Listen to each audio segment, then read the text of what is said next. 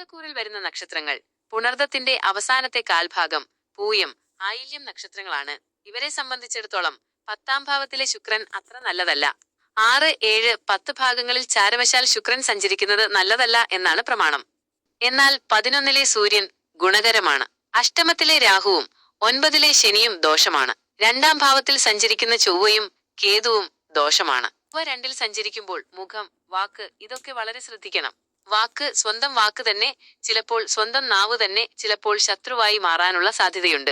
കലഹം, അതുപോലെ തന്നെ വിവാദ വിഷയങ്ങൾ പരാമർശിക്കപ്പെടുന്ന ഏതെങ്കിലും ഒരു വിഷയത്തിൽ മോശപ്പെട്ട വർത്തമാനങ്ങൾ പറഞ്ഞ് ആ വിഷയത്തെയും അതുപോലെ തന്നെ ആ വിഷയത്തിന് ആധാരമായ വസ്തുതകളെയും ഒക്കെ വിഷമയമാക്കാനും അതിൽ നിന്ന് കലഹമോ പ്രശ്നങ്ങളോ കേസോ ഉണ്ടാവാനും ഒക്കെ സാധ്യതയുണ്ട്.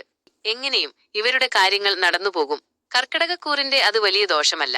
12ൽ പോയി വ്യാഴം നിൽക്കുന്നത് കൊണ്ട് അധിക ചിലവുണ്ടെങ്കിലും ഇതൊന്നും ഇവർ അറിയാതെ തന്നെ കാര്യങ്ങൾ നടന്നു പോകുന്ന ഒരു അവസ്ഥ കാണുന്നുണ്ട്. ഈ ആഴ്ചയിലെ നല്ല ദിവസങ്ങളെന്ന് പറയുന്നത് 12, 13, 14 ആണ്. എല്ലാവരും ഈ വീഡിയോ കാണുകയും ചാനൽ സബ്സ്ക്രൈബ് ചെയ്യുകയും ലൈക്ക് ചെയ്യുകയും ചെയ്ത് സഹകരിക്കണം.